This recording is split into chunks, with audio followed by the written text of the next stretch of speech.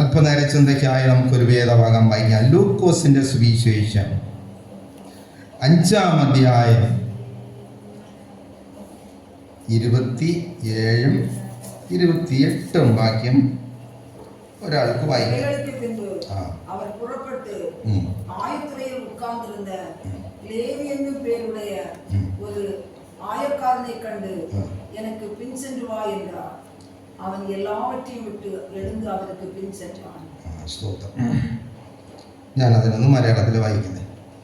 അതിൻ്റെ ശേഷം അവൻ പുറപ്പെട്ട് ലേവി എന്നു പേരുള്ള ഒരു ചുങ്കക്കാരൻ ചുങ്കസ്ഥലത്ത് ഇരിക്കുന്നത് കണ്ടു. എന്നെ അനുഗമിക്ക എന്ന് അവനോട് പറഞ്ഞു. അവൻ സകലവും വിട്ട് എഴുന്നേറ്റ് അവനെ അനുഗമിച്ചു. ഒരു നിമിഷം ഇരിക്കുന്നവരിൽ കണ്ണുകൾ അടയ്ക്കാം. ഹല്ലേലൂയ. പരിശുദ്ധ ദൈവമേ, സ്വർഗ്ഗപിതാവേ, ഈ വചനത്തിൻ്റെ മുന്നിൽ ഞങ്ങൾ കടന്നു വരുന്നു. ദൈവം ഞങ്ങളെ സഹായിക്കണമേ. വേണ്ട ആലോചന പരിശുദ്ധനാ വിളമ്പണമേ. ഹല്ലേലൂയ. സന്തോഷത്തോടെ സ്തുതിപ്പാൻ മഹത്വപ്പെടുത്തുവാൻ കൃപ തരണം. യേശുവിൻ്റെ നാമത്തിൽ പിതാവേ, ആമേൻ, ആമേൻ. ഹല്ലേലൂയ. ഇവിടെ ഒരു യേശു കർത്താവ് ഒരു ചുങ്കക്കാരനെ വിളിച്ച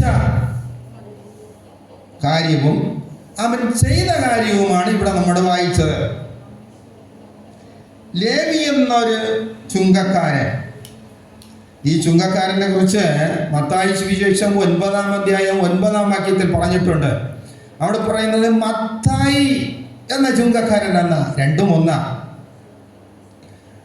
പത്രോസിന് കേബ എന്ന് പേരുള്ളതുപോലെ ലേവിക്ക് മത്തായി എന്നൊരു പേര് ഇവിടെ ഉണ്ട്. സ്തോത്രം.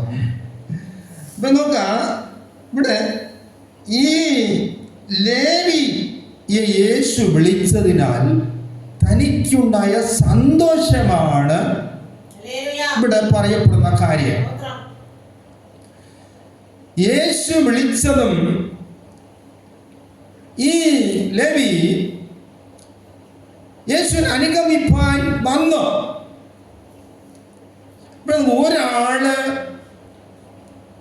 യേശുവിനെ അനുഗമിപ്പാൻ വരണമെങ്കിൽ ഏതെങ്കിലും ഒരു അതിൻ്റെ മഹാത്മ്യം, യേശുവിനെ അനുഗമിക്കുന്നതിൻ്റെ മഹാത്മ്യം ഏതെങ്കിലും ഒരു കേട്ടുകേൾവിയിൽ എങ്കിലും ഇല്ലെങ്കിൽ ആരും അനുഗമിപ്പാൻ വരികയില്ല. യേശുവിനെ അനുഗമിച്ചാലുള്ള സന്തോഷവും അനുഗ്രഹവും മഹിമയും കുറേയൊക്കെ ഈ ലേവി കേട്ടിട്ടുണ്ട്. നമ്മുടെ വായിച്ച ഇങ്ങനെയാണ് ആരംഭിക്കുന്നത്. അതിൻ്റെ ശേഷം എന്ന് പറയുമ്പോൾ അതിന് മുമ്പേ യേശു എന്തോ ചെയ്തിട്ടുണ്ട്. അതിൻ്റെ ശേഷം അവൻ പുറപ്പെട്ട് എന്ന് പറഞ്ഞ് യേശു എന്തോ കുറെ ചെയ്തിട്ട് പുറപ്പെട്ട് ലേവി എന്നൊരു മനുഷ്യൻ ചുങ്ക സ്ഥലത്ത് ഇരിക്കുന്നത് കണ്ടു. അവനെ വിളിച്ചു എന്നാണ്. അപ്പോഴതിന്റെ മുകൾ ഭാഗം വായിച്ചു വരുമ്പോൾ ഒരു പക്ഷപാത രോഗിയെ ചിലർ കൂടെ എടുത്തുകൊണ്ട് യേശുവിന്റെ അടുക്കൽ വരുന്നു. യേശുവിന്റെ അടുക്കൽ ഈ പക്ഷപാത രോഗിയെ കൊണ്ടുപോകാൻ ഇവർക്ക് കഴിയുന്നില്ല. കാര്യം ജനത്തിന്റെ ഞെരുക്കം. യേശുവിനെ ചുറ്റിപ്പറ്റി സൗഖ്യത്തിനും വിടുതലിനും യേശുവിന്റെ വായിലുള്ള ദിവ്യമായ വചനം, ഹൃദയത്തിന് ആശ്വാസം നൽകുന്ന വചനങ്ങൾ, മനുഷ്യനെ ആശ്വസിപ്പിക്കുന്ന മധുരമേറിയ വാക്കുകൾ, ഇതെല്ലാം കേൾക്കുവാൻ ജനം ഞെരുങ്ങി കൂടിയിരിക്കുകയാണ്. യേശു ഒരു വീട്ടിൽ ഇരിക്കുകയാണ്. ഈ പക്ഷപാത രോഗിയെ അകത്തു കൊണ്ടുപോകാൻ സാധ്യമല്ല. അതുകൊണ്ട് അവരെന്ത് ചെയ്തെന്ന് കേട്ടുകഴിഞ്ഞാൽ വീട്ടിൻ്റെ മുകളിൽ കയറി കൂര പൊളിച്ച് ഒരു ഓടാണ് അവിടെ മേഞ്ഞിരുന്നത്, ഓട് പൊളിച്ച് രോഗിയെ ഇറക്കി യേശുവിന്റെ മുമ്പിൽ ഇറക്കി വെച്ചു.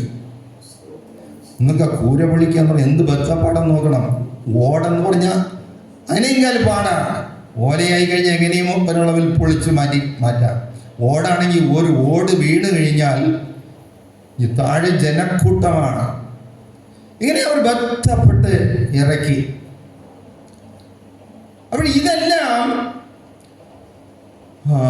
യേശു നോക്കുകയാണ്. അപ്പോൾ യേശുവിൻ്റെ അടുക്കൽ കടന്നു പോകുവാൻ ഇവർ പെട്ട പാടും അധ്വാനവും പ്രയത്നവും ഏറെയാണ്. യേശു ഇത് കണ്ടിട്ട് എന്ത് ചെയ്യുന്ന അവരുടെ വിശ്വാസം കണ്ട് പക്ഷപാതക്കാരനോട് പറഞ്ഞു, നീ നിന്റെ കിടക്ക എടുത്തുകൊണ്ട് വീട്ടിലേക്ക് പോകാമെന്ന് പറഞ്ഞു. അവൻ ഉടനെ കിടക്ക എടുത്ത് വീട്ടിലേക്ക് പോകും.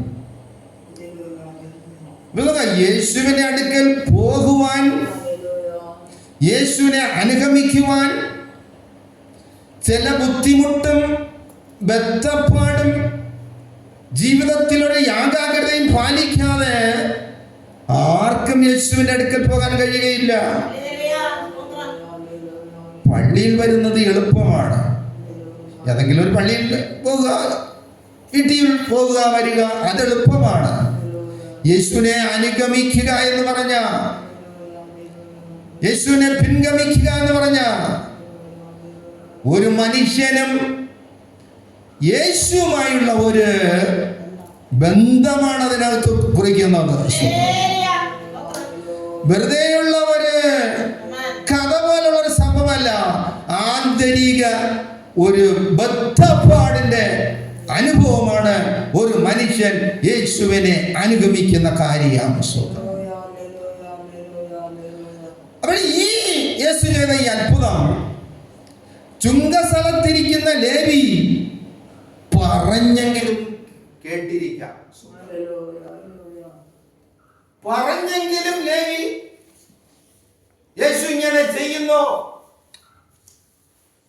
യേശുവിന്റെ മഹാത്മ്യത്തെ കുറിച്ച് കുറച്ച് കേട്ടിരിക്കാം. സിനിമ മത്തായി സുവിശേഷം 9-ാം അധ്യായം അതിന്റെ പിന്നിലും വായിച്ചു വരുമ്പോഴേ ഈ പക്ഷപാത രോഗിയെ കുറിച്ച് അവിടെ പറയുന്നുണ്ട്. യേശു ശുശ്രൂഷയ്ക്ക് ഇറങ്ങി அங்கே படுக்கையில் கிடந்த ஒரு திமிர்வாதக்காரனை அவரிடத்தில் கொண்டு வந்தார்கள். இயேசு அவருடைய விசுவாசத்தை கண்டு திமிர்வாதக்காரனை நோக்கி, மகனே, திடன்கள், உன் பாவங்கள் உனக்கு மன்னிக்கப்பட்டது என்றார். അപ്പോൾ ഈ ചുങ്കക്കാരനും ആ മത്തായിയും ഒരാളാണ്. യേശു ഈ ശുശ്രൂഷയിൽ ഇറങ്ങിയ ശേഷം ആദ്യം വിളിച്ചത് മത്തായി സുവിശേഷം 4-ാം അധ്യായം 18-ാം വാക്യത്തിൽ പത്രോസിനെയും അന്ത്രയോസിനെയുമാണ്. പത്രോസിനെയും അന്ത്രയോസിനെയും വിളിച്ചപ്പോഴ്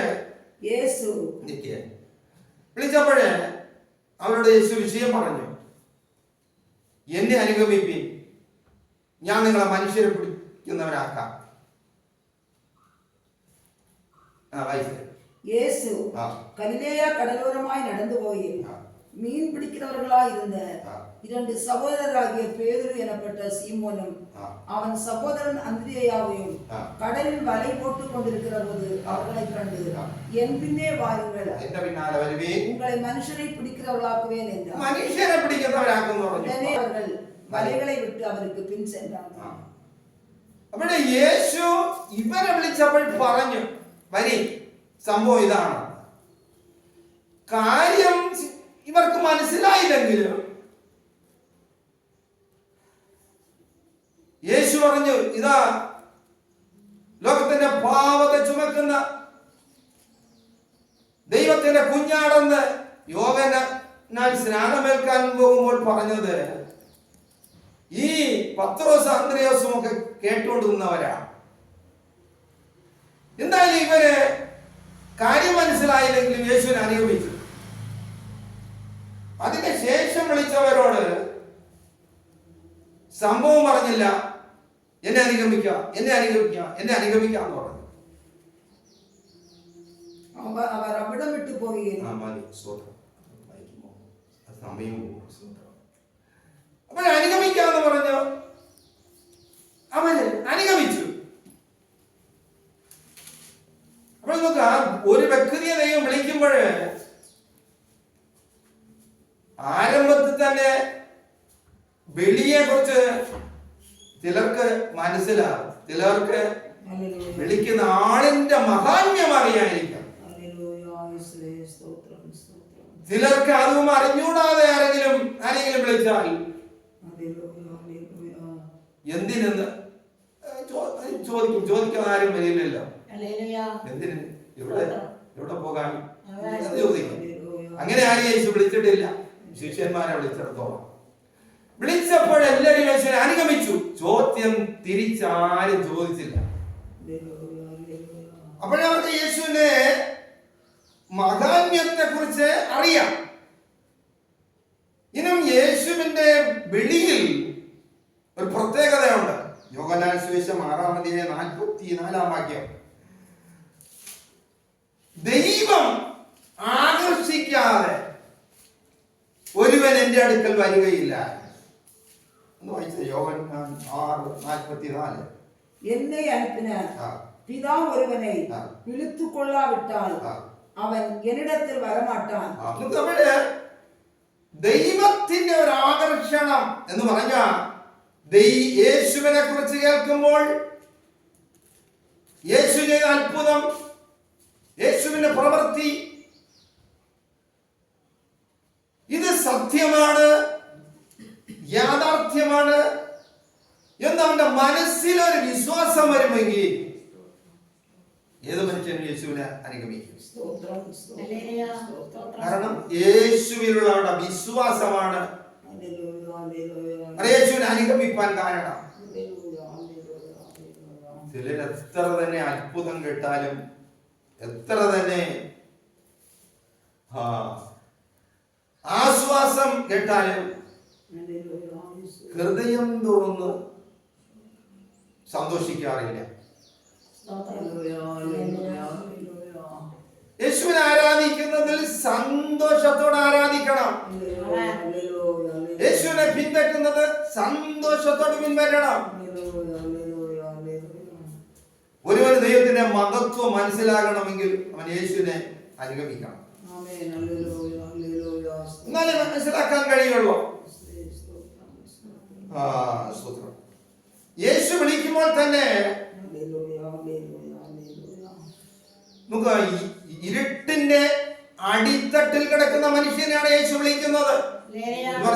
പാപത്തിന്റെ അടിത്തട്ടിൽ കിടക്കുന്നവനാണ് യേശു വിളിക്കുന്നത്. 1 പത്രോസ് 2:9 വായിക്കുമ്പോൾ, നിങ്ങളെ അന്ധകാരത്തിൽ നിന്നും അത്ഭുത പ്രകാശനത്തിലേക്ക് വിളിച്ചു എന്നാണ് അവിടെ നമുക്ക് വായിക്കാൻ കഴിയും. വായിക്കാം 1 പത്രോസ് 2:9. നിങ്ങളോ ഇരുട്ടിൽ നിന്ന് തമ്മുடைய ആശ്ചര്യமான ഒളിയിടത്തിற்கு. ഒരു മനുഷ്യനെ വിളിക്കുന്നത്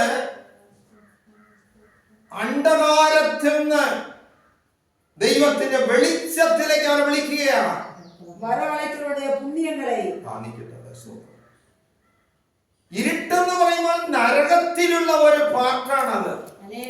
ഏറ്റവും പുറത്തുള്ള ഇരുട്ട്. അപ്പൊ നരക തീക്കൊള്ളികളായ പാപത്തിൽ, നരകത്തിൽ എത്തിച്ചേരേണ്ട മനുഷ്യനെ ആണ് യേശു വിളിക്കുന്നത്. എവിടെ? വെളിച്ചത്തിലേക്ക് വരാൻ, അന്ധകാരത്തിൽ നിന്നും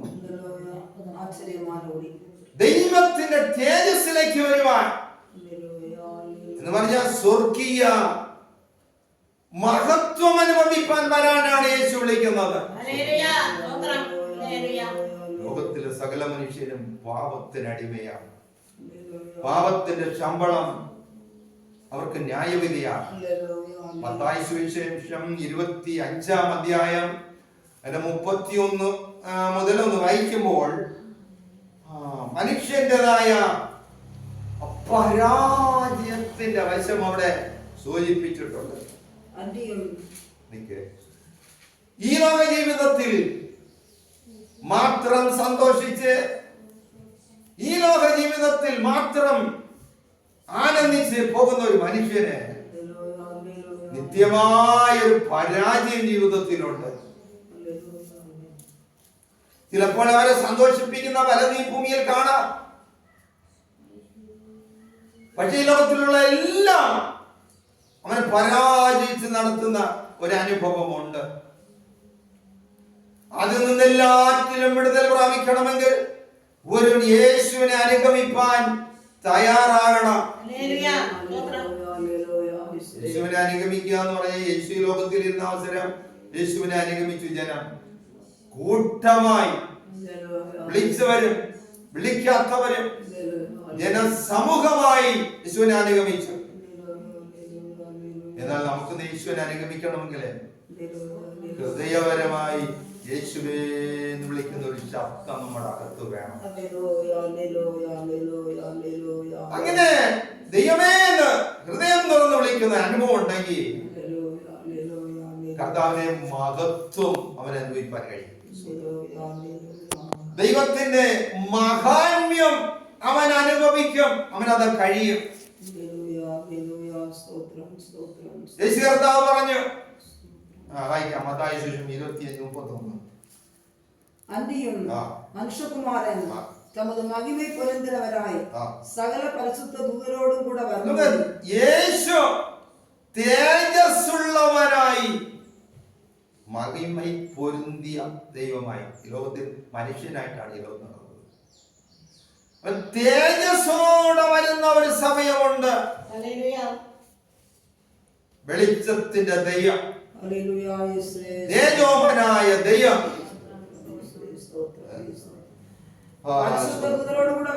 വരുമ്പോൾ തമത് മഹിമയുള്ള സിംഹാസനത്തിന്മേൽ വീറ്റിരിക്കും. തേജസ്സുള്ള സിംഹാസനത്തിലിരിക്കാം. ഇരുട്ടിൽ നിന്നും വിളിച്ച് തേജസ്സിലാക്കുന്നത് അറിയാമോ? ആ തേജസ്സിന്റെ മുമ്പിൽ നിൽക്കാനുള്ള പ്രാഗൽഭ്യം നമുക്ക് തരാനാണ് ഇരുട്ടിൽ നിന്നും വെളിച്ചത്തിലേക്ക് വിളിക്കുന്നത്. മനുഷ്യർ ഈ ലോകത്ത് വിളിക്കുന്നതെല്ലാം അവരുടെ ഏതെങ്കിലുമൊക്കെ കാര്യസാധ്യത്തിനായിരിക്കും.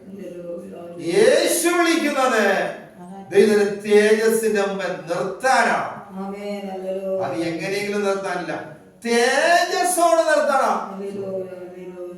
എങ്ങനെയെങ്കിലുമൊക്കെ ഓടിപ്പറ്റിയവരെല്ലാം അവിടെ നിന്ന് രക്ഷപ്പെടാനും വഴിതപ്പി അവിടെ ഓടാനും അവർ പെടുന്ന പാട് ഭയങ്കരമായിരിക്കും. அப்பொழுது சகல ஜனங்களும் அவருக்கு முன்பாக ചേർക്കപ്പെടുവാர்கள். സകല ജാതികളെയും എന്നാണ് മലയാളത്തിൽ പറഞ്ഞത്. മലയാളം തന്നെ അവിടെ പോകണ്ട ശ്ലോകം. കാരണം യേശു തേജസ്സിന്റെ സിംഹാസനത്തിൽ ഇരിക്കുമ്പോൾ സകല ജാതികളെയും അവന്റെ മുമ്പിൽ കൂട്ടാം. മേയ്പ്പനാനവൻ സെമ്മരിയാടുകളെയും വെള്ളാടുകളെയും വെവ്വേറായി പിരിക്കുന്നത് പോലെ മനുഷ്യനെ രണ്ട് കൂട്ടമായി അവിടെ പിരിക്കുകയാണ്. ചെമ്മരിയാട്, കോലാട് രണ്ട് വിഭാഗമാക്കിയ ഇന്നെല്ലാ മനുഷ്യരും ഒരുമിച്ച് ജീവിച്ചു പോകുന്നതിനാൽ തേജസ്സുള്ളതാര് തേജസ് ഇല്ലാത്തതാര് ആർക്കും അറിയാൻ പാടില്ല. അല്പം വായാടിത്വം ഉണ്ടെങ്കിൽ അവനെ എല്ലാരും നോക്കും. എല്ലാവരുടെ മുമ്പിലും എല്ലാം അടിച്ചു മൂടി വാചാലത്വം ഉണ്ടെങ്കിൽ നല്ലവനെന്ന് എല്ലാരും പറയും. വായില്ലെങ്കിൽ അവന് ദൈവമായി വിലയിടാൻ പറ്റുള്ളൂ, മറ്റാരെ കൊണ്ട് വിലയിടാൻ പറ്റില്ല. അതുകൊണ്ട് ഇവരെ രണ്ടുപേരെ ഒരു കൂട്ടം അങ്ങ് വേർതിരിക്കും സിംഹാസനത്തിന് മുമ്പാകെ. അടുത്ത് ചെമ്മരിയാടുകളെ തമത് വലതു പക്കത്തിലും വെള്ളാടുകളെ തമത് ഇടതു പക്കത്തിലും നിർത്തുക.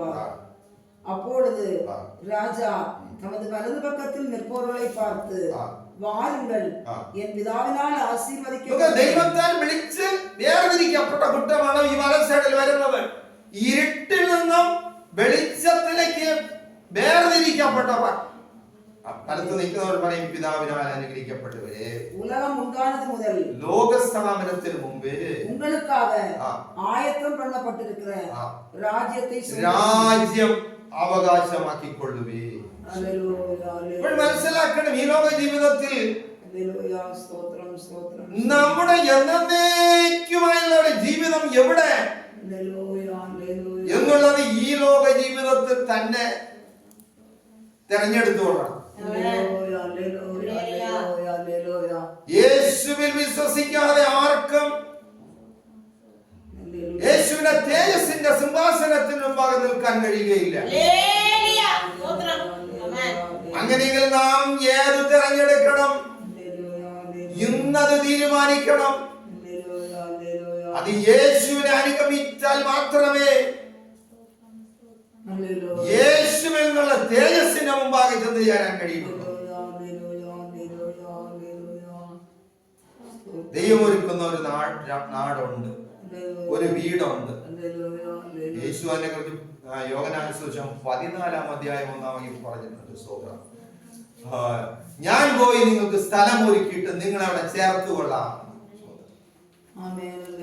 സന്തോഷത്തോട് യേശുവിനെ അനുഗമിപ്പാൻ തയ്യാറാകും ഒരുങ്ങുന്നവർ എല്ലാവരും ആ വാസസ്ഥലത്തിന് വേണ്ടി ഒരുങ്ങും. நான் போய் உங்களுக்காக ஸ்தலத்தை ஆயத்தம் பண்ணுங்க பின்பு நான் இருக்கிற இடத்துல நீங்களும் இருக்கும்படி நான் மறுபடியும் வந்து உங்களை என்னிடத்தில் சேர்த்துக் கொள்வேன். സന്തോഷത്തോടെ യേശുവിനെ അനുഗമിക്കുന്നവർ. അല്ലാതെ കടമയ്ക്ക് വേണ്ടിയും യേശുവിനെ ഇന്ന് അനുഗമിക്കുന്നവരുണ്ട്. ഏതെങ്കിലും ഒരു വിഷയത്തിന് വേണ്ടി പ്രാർത്ഥിക്കും, ചിലപ്പോഴത് കിട്ടിയില്ല എന്ന് വരും. അപ്പോഴ് ദൈവസന്നിധാനത്തിൽ ഇരുന്ന്, ദൈവമേ ഞാൻ എന്ത് ചെയ്യണം, ഞങ്ങളുടെ ജീവിതത്തെ ക്രമീകരിക്കുവാൻ തയ്യാറായാ കിട്ടും. തയ്യാറാകാതെ വന്നാൽ അവർ യേശുവിനെ പഴിമറയും.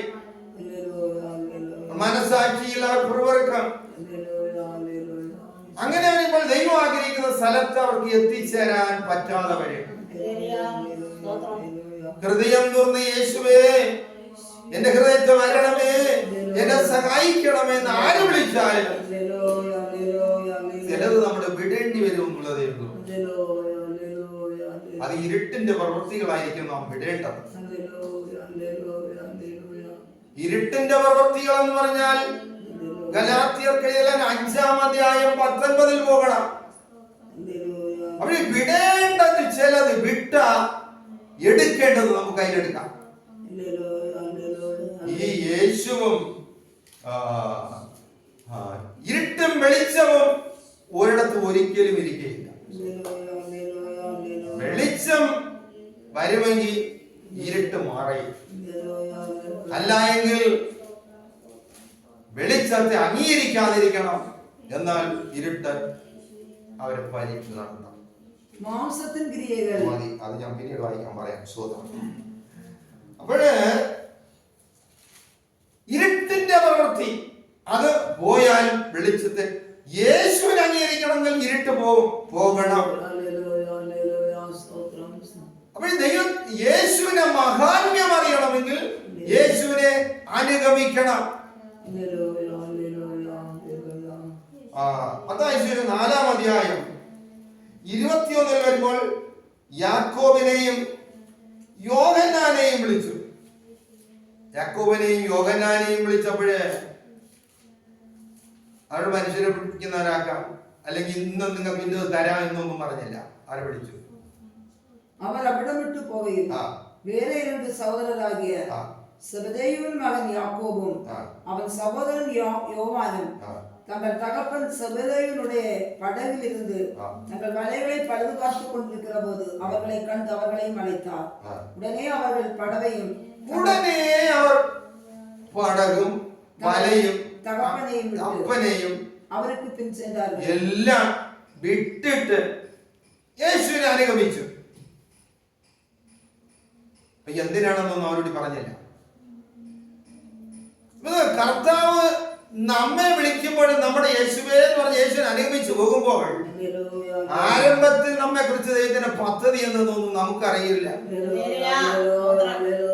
നമ്മുടെ ചില മാസം ദൈവമേ ഏകാഗ്രതയോട് യേശുവിനെ പിൻപറ്റുമ്പോഴാണ് കർത്താവിനെ സ്നേഹിക്കുന്നു, കർത്താവിനെ സഹായിച്ചു, കർത്താവിനെ ഇന്ന വിഷയത്തിൽ സഹായിച്ചു, കർത്താവിനെ ഇന്ന കാര്യങ്ങളിൽ എനിക്ക് നല്ലവനായിരുന്നു. ദൈവത്തിന്റെ ഇഷ്ടം നമുക്ക് മനസ്സിലാക്കാൻ കഴിയുന്നത് കർത്താവിനെ അനുഗമിച്ച് കുറച്ച് പോയ ശേഷമാണ് അറിയാൻ കഴിയുന്നത്. അടുത്ത ഇതും കഴിഞ്ഞിട്ട് മത്തായി സുവിശേഷം 8-ാം അധ്യായത്തിനകത്ത് കർത്താവ് ചില അത്ഭുതങ്ങൾ ചെയ്തു. കുഷ്ഠരോഗിയെ സൗഖ്യമാക്കിയതും സ്തോത്രം 8-ാം അധ്യായം 28-ാം വാക്യത്തിൽ അവർ അക്കരയിൽ കർക്കേസനർ നാട്ടിൽ വന്നപ്പോൾ ഗദേരന എന്നൊരു ദേശത്തിൽ യേശു പോയി ശിഷ്യന്മാരുമായി. അവിടെ കല്ലറയിൽ വസിക്കുന്ന ഒരു മനുഷ്യൻ, പിശാച് പിടിച്ച 2 പേര്, பிசாசு பிடித்த 2 பேர் பிரேத கல்லறைகளிலிருந்து புறப்பட்டு அவருக்கு எதிராக வந்தார்கள். യേശുവിന് നേരെ വന്നു.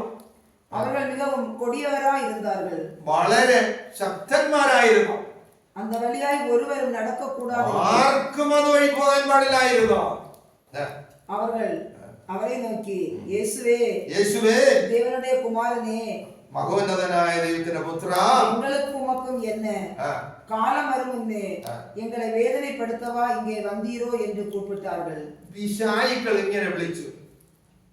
അപ്പോൾ ഇതെല്ലാം ആ ദേശത്തിൽ പരസ്യമായി. അപ്പോൾ ഈ ചുങ്കക്കാരൻ മത്തായിയും ഇതെല്ലാം കേട്ടിരിക്കും. 9-ാം അധ്യായം 9-ാം വാക്യം മത്തായി സുവിശേഷം 9:9 അയ്യോ. இயேசு அவிடம் விட்டு புறப்பட்டு പോകുമ്പോൾ ஆயத்துறையில் உட்கார்ந்திருந்த ചുങ്കസ്ഥലത്തിരുന്ന ഒരു ചുങ്കക്കാരൻ മത്തേയു എന്നും ഒരു പേരുള്ളവനെ മനുഷ്യനെ കണ്ട്. എന്തോ പേര്? മത്തേയു. മത്തായി. അപ്പോൾ അവിടുത്തെ ലേവിയും ഈ മത്തായിയും ഒന്നും ആ സംഭവം മറവേറുന്നേ ഉള്ളൂ. മത്തായിയെ കണ്ടു. എനിക്ക് പിൻ சென்று வா என்றார். എന്നെ അനുഗമിക്കാന്ന് പറഞ്ഞു. അപ്പോൾ നോക്കുക, യേശുവിന്റെ മഹാത്മ്യം മത്തായി കുറെയൊക്കെ കേട്ടിട്ടുള്ളതാണ്. അതുകൊണ്ട് മത്തായിക്ക് യേശുവിനെ അനുഗമിപ്പാൻ എന്തിനു വരണം, എവിടെ പോകണം, എന്ത് ചെയ്യണം, ഇതൊന്നും ചോദിക്കേണ്ട ആവശ്യം ഇല്ലായിരുന്നു. മത്തായി യേശുവിനെ അനുഗമിച്ചു വന്നു. അപ്പോഴ് അനുഭവിച്ചു മുന്നോട്ട് വന്ന ശേഷമാണ് മത്തായി 10-ാം അധ്യായത്തിൽ ശിഷ്യന്മാരെല്ലാം യേശു വിളിച്ച് യേശുവിന്റെ ഉദ്ദേശം, വിളിയുടെ ഉദ്ദേശം അവരോട് പറയുന്നു. മത്തായി സുവിശേഷം 1-ാം അധ്യായം, മത്തായി സുവിശേഷം 10-ാം അധ്യായം 1-ാം വാക്യം. அப்பொழுது அவர் தம்முடைய 12 ശിഷ്യர்களையும் தம்மிடத்தில் வரவழைத்து, ഇതുവരെയും വിളിച്ചു കൊണ്ടുവന്നു യേശുവിന്റെ ആവശ്യം പറഞ്ഞത്. அப்பொழுது அவர் தம்முடைய 12 சீஷர்களையும் தம்மிடத்தில் வரவழைத்து அசுத்தாவிகளை துரத்தவும் சகல வியாதிகளையும் சகல நோய்களையும் நீக்கும் அவர்களுக்கு அதிகாரம் കൊടുத்தார். വിളിച്ചിട്ട് അവരെ ഒരു പൊസിഷനിലാക്കിയാണ്,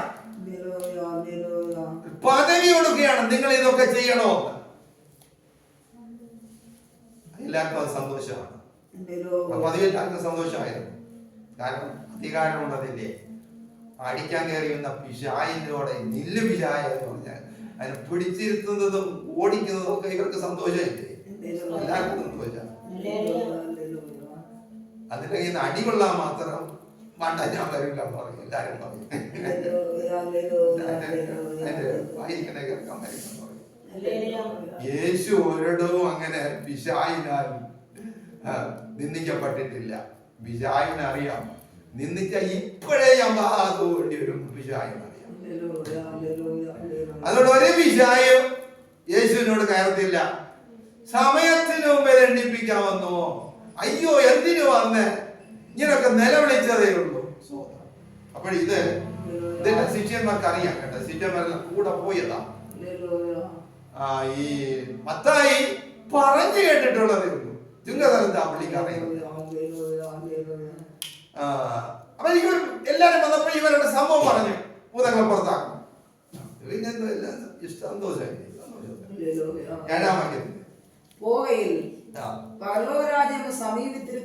ദൈവരാജ്യം സമീപിച്ചിരിക്കുന്നു പറയണം. ഭൂതങ്ങൾ ഇത് ചെയ്യണം. സുവിശേഷം ദൈവരാജ്യം സമീപിച്ചിരിക്കും, മാനസാന്തരപ്പെടിയെന്ന് പറയണം. അപ്പോൾ ദൈവം ഒരുക്കുന്ന ഒരു രാജ്യം, ദൈവം ഒരുക്കുന്ന ഒരു സ്ഥലം, ദൈവം മനുഷ്യനായി ഒരുക്കിക്കൊണ്ടിരിക്കുന്ന ഒന്ന്. എല്ലാ ഹൃദയവും ഇതിനെ കുറിച്ചൊന്നും നന്നായി അറിഞ്ഞെങ്കിൽ കൊള്ളാമായിരുന്നു. ദൈവമക്കൾ ഹൃദയം യേശുവിന് കൊടുത്ത് ജീവിച്ചു പോകുമ്പോൾ ചില സമയം എന്തെന്നറിയാമോ? ചില നിരാശയും ചില പ്രതിസന്ധിയും വരുമ്പോ പ്രാർത്ഥിച്ചുകൊണ്ട് നടക്കുമ്പോൾ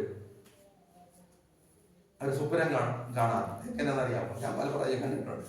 ഒരു വീട് പണിയുന്നതായിട്ട് അതിന്റെ ഫൗണ്ടേഷൻ ഇട്ടിരിക്കുന്നതും ചുവര് പണിയുന്നതും ഇങ്ങനൊക്കെ കാണാം. ചിലര് എന്ത് ചെയ്യുമെന്ന് പറഞ്ഞു കഴിഞ്ഞാൽ അല്പം പിന്നോട്ട് മാറിയിട്ട് നിൽക്കുമ്പോൾ അത് പൊളിഞ്ഞും വലിഞ്ഞും കിടക്കുന്നതാണ്. ഇത് കണ്ടിട്ട് ജീവിതത്തിൽ പ്രാർത്ഥന പുതുക്കിയിട്ടുള്ളവരുണ്ട്. ഒരുമാതിരി വമ്മി പറക്കി എങ്ങനെ എന്നിരിക്കുന്നവര് ജീവിതം പുതുക്കി മുന്നോട്ട് ഇറങ്ങിയിട്ടുണ്ട്. മനസ്സിലാക്കണം, യേശുവിനെ ആര് പിൻപറ്റുമോ അവർക്കൊരു നല്ലൊരു ജീവിതമുണ്ട്, നല്ലൊരു അതെ രാജ്യമുണ്ട്. ഇന്ന് സമാധാനമില്ലാത്ത നാട്ടിൽ, ഇന്ന് സ്വസ്ഥതയില്ലാത്ത ചുറ്റുപാടിൽ, ഇന്ന് പ്രതികൂലം നിറഞ്ഞ സ്ഥലത്തിൽ ദൈവമേ എന്ന കണ്ണുനീരോട് കരഞ്ഞൊരു ജീവിതം നയിക്കുന്നുവെങ്കിൽ ഇതിന്റെ 100 മടങ്ങല്ല 1000 മടങ്ങല്ല സന്തോഷമുള്ള ഒരു നാടും ഒരു ദൈവം എന്ന് പോലെ യേശുവിനെ മാത്രം അനുഗമിച്ചാൽ മതിയാവും. യേശുവിനെ അനുഗമിക്കണം. യേശുവിനെ അനുഗമിച്ചാലേ ആ നാട്ടിൽ പോകാൻ കഴിയുള്ളൂ. ഈ ലോകത്തിൽ ഒരു ദൈവവേദന വിളിച്ചെങ്കിൽ എന്നെ അനുഗമിപ്പീൻ എന്ന് പറഞ്ഞേ വിളിച്ചിട്ടുള്ളൂ. ഒരു മനുഷ്യനെ അനുഗമിപ്പാൻ യേശു ആരെയും വിളിച്ചില്ല. ഒരു പാസ്റ്ററെയും അനുഗമിപ്പാൻ യേശു ആരെയും വിളിച്ചില്ല. യേശു വിളിച്ചത് യേശുവിനെ അനുഗമിപ്പാനാണ്. അതാണ് എബ്രായർക്കെഴുതിയ ലേഖനം 12-ാം അധ്യായം 2-ാം വാക്യം തോന്നുന്നു.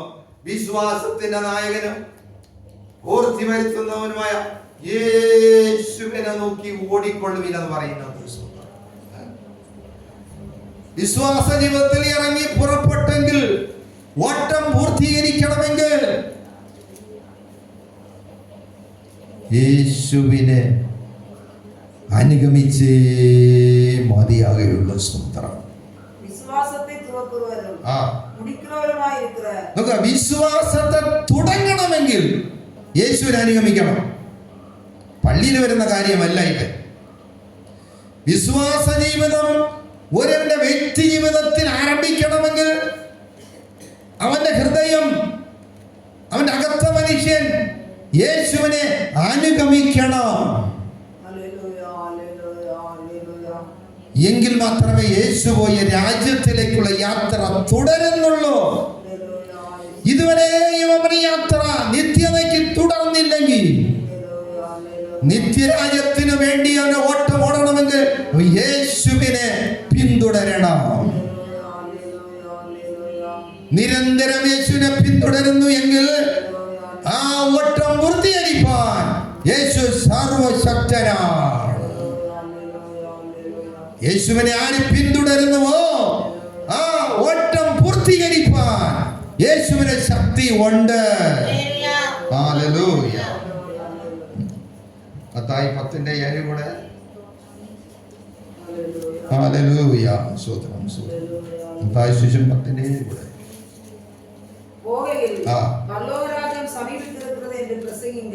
അവർക്ക് ഈ വിളിക്കപ്പെട്ടവർക്ക് കൊടുക്കുന്ന നിയമമാണ്. ദൈവരാജ്യം എന്നെ സമീപിച്ചിരിക്കുകയാണ്, നിങ്ങൾ ഇത് പറയണം. ഇത് വിളിക്കപ്പെട്ടവർക്ക് എനിക്കൊരു രാജ്യം ദൈവം ഒരുക്കുന്നുണ്ട്, എനിക്കൊരു നാട് ദൈവം ഒരുക്കുന്നുണ്ട്, എനിക്ക് സ്വർഗത്തിലൊരു ഭവനമുണ്ട് എന്ന് ബോധ്യമുള്ളവർക്കാണ് യേശു സൗഖ്യമാക്കും കേട്ടോ, യേശു വിടുവിക്കും കേട്ടോ, യേശുവിന് ആ ശക്തി ഉണ്ട് കേട്ടോ. അനേകർ വിടുവിക്കപ്പെട്ടു. ഒരു ചെറിയ ദൂതാണ് അവരെ പരമേൽപ്പിച്ചത്. എങ്ങനെ സന്തോഷത്തോടെ ദൈവത്തെ ആരാധിക്കണം. മത്തായി ലേവി യേശു വിളിച്ച ഉടനെ ഒന്നും തിരിഞ്ഞും പിന്നെ ഒന്നും ചോദിച്ചില്ല, പറഞ്ഞില്ല, വിട്ടു. ഈ ചുങ്കസ്ഥലത്തിരിക്കുന്നവർക്ക് എന്ത് സ്വാതന്ത്ര്യം എന്നറിയാമോ? ചുങ്കസ്ഥലത്തിരിക്കുന്നവർക്ക് നല്ല സ്വാതന്ത്ര്യമാണ്. അവരത് വിട്ടു വരാൻ ഒരിക്കലും തയ്യാറാകയില്ല. എന്താ ഇവർക്ക് സ്വാതന്ത്ര്യം? ഈ ചുങ്കസ്ഥലത്തിരിക്കുന്നവൻ എന്നെ ചീത്ത വിളിച്ചെന്ന് പറഞ്ഞ് ആരെങ്കിലും കേസ് കൊടുത്താ വിടുവോ? കേസ് കൊടുക്കാൻ പോകുന്നയാവതാ. എന്തുകൊണ്ടെന്നറിയാമോ? അവനെന്റെ ലൈസൻസ് കൊടുത്തിരുത്തിരിക്കുക. അവിടെ ചുങ്കസ്ഥലത്തിരിക്കുന്നവന് യവനെയും അവർ ഇത് വിളിക്കും. അവന്റെ ലൈസൻസ് ആണ് അത്. അവന്റെ വാക്ചാതുര്യം അറിയാം. അനീതി നിറഞ്ഞ ശബ്ദം അവനെതിരായി വരുന്ന എല്ലാവരോടും മുഴക്കി അവൻ ജയഘോഷം മുഴക്കി ജീവിക്കുന്നവനാണ്. ചുങ്കക്കാരൻ ഇപ്പോഴും ഈ കൊറോണ വന്നതോടുകൂടി ചുങ്കക്കാരെല്ലാം കട്ടയുമോട് മടങ്ങി. ഞങ്ങൾക്ക് അവിടെ ഇപ്പോൾ ഉണ്ടോ ഇല്ലാന്നോ കാണാൻ വേണ്ടി ഇവിടെ കൊണ്ടുവന്നേരി. പണ്ടൊക്കെ ആണെങ്കിൽ അവര് ഒരു തേങ്ങ കൊണ്ടുപോയി പിടിച്ചു നിർത്തി വയ്യടാ 25 പൈസ ഇന്ന് 1 രൂപയായിരിക്കാം വാങ്ങിയിട്ടേ ഇവിടെ ഉള്ളൂ. സൂത്രം ഇന്ന് പലരുടെ കടയിൽ പോയാൽ മതി. അതിന് കട്ടയും കൂടെ മടങ്ങിയ തേങ്ങ വാങ്ങാം. അന്ന് പല ജനക്കടയിലൊന്നും തേങ്ങയില്ല, എല്ലാം മണി ചന്തയ്ക്കകത്ത് പോകണം. കൊറോണയ്ക്ക് മുമ്പേ എല്ലാ സാധനം ചന്തയ്ക്കകത്താണ്. അവർ മനസ്സിലാക്കണം, ചുങ്കക്കാരൻ വിട്ടുവരാൻ വലിയ പാടാണ്. എങ്കിലും യേശുവിന്റെ മഹാത്മ്യം, എനിക്ക് ഈ പണമോ സഞ്ചിയോ അല്ലെങ്കിൽ എനിക്ക് ഇവിടുത്തെ പേരോ പ്രശസ്തിയോ മനുഷ്യരുടെ മേലെ ഞാൻ ജയമെടുത്ത് ജീവിക്കുന്ന ജീവിതമോ ഇതൊന്നും എനിക്ക് വേണ്ട. എല്ലാം അവൻ പുറകിലെറിഞ്ഞ സ്വന്തം. എങ്ങനെ സന്തോഷത്തോട് പോയി. സങ്കീർത്തനം 100 2-ാം വാക്യം കൂടെ, കൊലോസ്യർ 1:13 കൂടെ. സ്വതന്ത്രം ദൈവത്തെ സേവിക്കുന്നവർ സന്തോഷത്തോടുകൂടി ആയിരിക്കണം. ദൈവം അതാണ് ആഗ്രഹിക്കുന്നത്. സന്തോഷമെന്ന് പറഞ്ഞാൽ യേശുവേ എന്ന് വിളിച്ച് യേശുവിൻ്റെ കരസ്പർശനം അനുഭവിച്ചാൽ നിശ്ചയമായി സന്തോഷം ഉണ്ടാവും. അപ്പോഴും സന്തോഷം നിറഞ്ഞവരായി ഇരിക്കണമെന്ന് ദൈവം ആഗ്രഹിച്ചാണ് അതെല്ലാം ചെയ്യുന്നത്. സങ്കീർത്തനം 102 സന്തോഷത്തോട് യഹോവയെ സേവിപ്പീൻ, സംഗീതത്തോടെ അവന്റെ സന്നിധിയിൽ വരുവിൻ, യഹോവ തന്നെ ദൈവമെന്നറിവീൻ.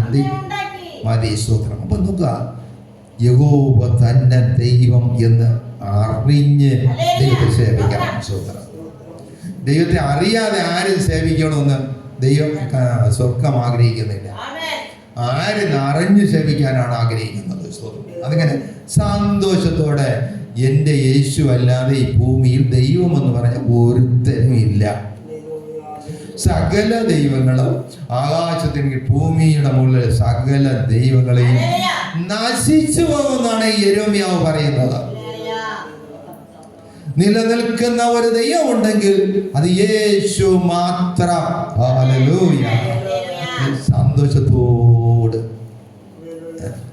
നമ്മുടെ ലേവി സന്തോഷത്തോട് യേശു വിളിച്ചത് അവൻ സന്തോഷമായി കരുതി, യേശു വിളിച്ചത് മാന്യമായി കരുതി. യേശു വിളിച്ചത് സകലത്തിലും മേലായവൻ കരുതി. കൊലോസ്യർ 1:13 പറയുന്നു, നമ്മെ ഇരുട്ടിന്റെ അധികാരത്തിൽ നിന്നും വിടുവിച്ച് தேவனுடைய ராஜ்யத்திற்கு உட்படுத்தினவராயிருக்கிற பிதாவை ஸ்தோத்திரிக்கிறோம்.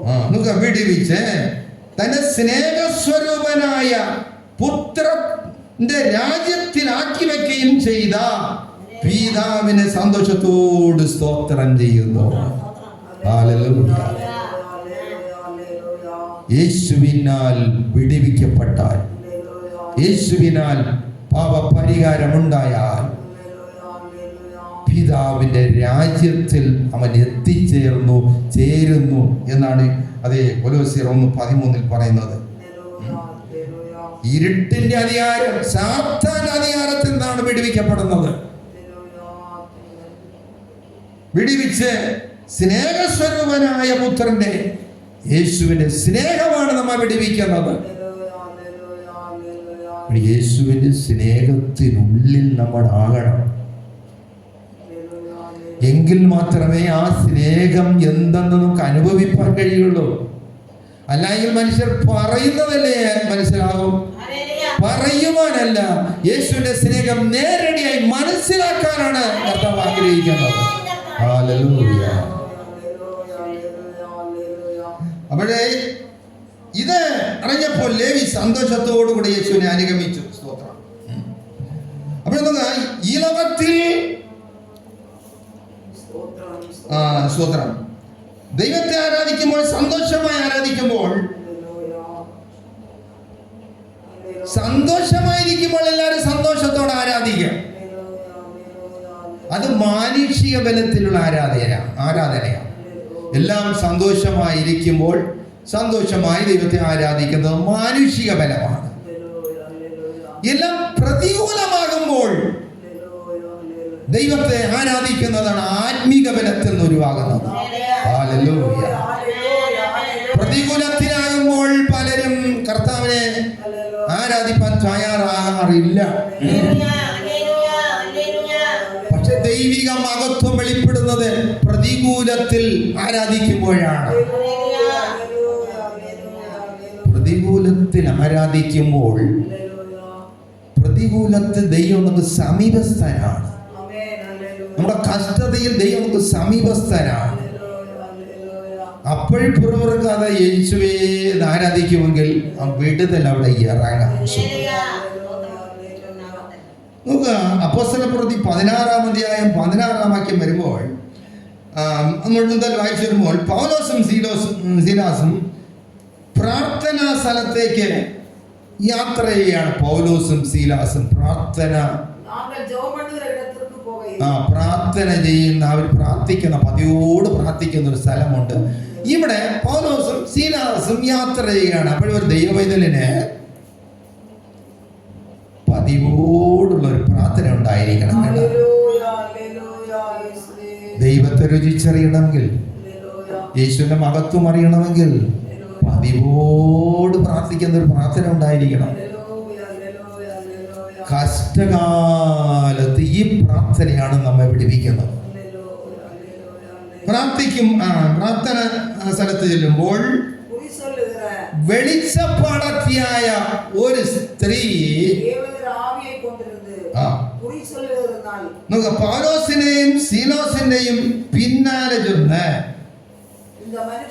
ഈ മനുഷ്യർ അത്യുന്നതനായ ദൈവത്തിന്റെ ദാസന്മാർ രക്ഷാമാർഗം നിങ്ങളോട് അറിയിക്കുന്നവർ എന്ന് വിളിച്ചു പറഞ്ഞു. അപ്പോൾ ഈ വെളിച്ചപ്പാടത്തിമാർക്കും ദൈവദാസന്മാരെ അറിയാൻ കേട്ടോ. അറിയാം. അവർ വിളിച്ചു പറഞ്ഞു. ഇന്നത്തെ പാസ്റ്റർമാരും നമ്മളൊക്കെ കണ്ടു കഴിഞ്ഞാൽ അവളെ വിളിച്ചുകൊണ്ട് പോയിട്ട് നമുക്ക് പോകാൻ തുടങ്ങി പോകും അല്ലേ? പോകും. പൗലോസും ഈ സീലാസും 2-3 ദിവസം ഇത് വിളി കേട്ട് മിണ്ടാതങ്ങ് പോയി. ഇത് പല നാൾ ഇവൾ ഇങ്ങനെ വിളിച്ചു പറയുകയെ അപ്പോൾ ഈ പൗലോസിനും സീലാസിനും ആ വഴി പോകാൻ പറ്റാത്ത കണ്ടീഷനായി. കാണുമ്പോ ഒക്കെ ഈ മനുഷ്യർ ദൈവരാജ്യം പ്രസംഗിക്കുന്നവർ, ഇവർ ദൈവത്തിന്റെ രക്ഷാവർക്കം വിളിച്ചു പറയുന്നവർ എന്ന് പറയേന്ന് വിളിച്ചു കൂടും. വഴി ആ സ്ഥലത്ത് ഇവർക്ക് പ്രസംഗിക്കാനോ ആരോടും സുവിശേഷം പറയാനോ പറ്റാത്ത ഒരു കണ്ടീഷൻ വന്നു കാണും. ഇവരെന്ത് ചെയ്തെന്നറിയാമോ?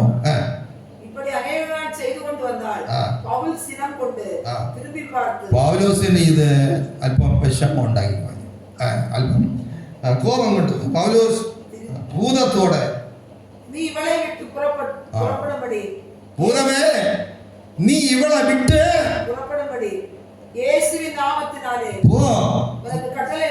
ഇത് യേശുവിനെ നാമത്തിൽ നിന്നോട് കൽപ്പിക്കുന്നെന്ന് പറഞ്ഞു.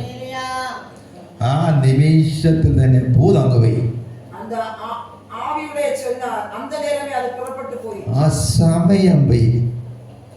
പക്ഷേ ഇവളെ കൊണ്ടിരുത്തി പണം എല്ലാം എടുക്കുന്ന ചില യജമാനന്മാരുണ്ട്.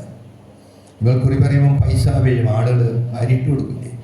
ഇതെല്ലാം എടുക്കുന്നവന്മാർക്ക് ദേഷ്യം വന്നു. കാരണം നമ്മുടെ വരുമാനം പോയല്ലോ, ഇവക്ക് വ്യായുമില്ല. ഇനിയിപ്പോൾ എന്തായിരുന്നു? ഇവരെന്ത് ചെയ്തു? പത്രോസിനെയും ശീലാസിനെയും വലിച്ചിഴച്ചുകൊണ്ട് പ്രമാണികളുടെ അടുക്ക പോയി.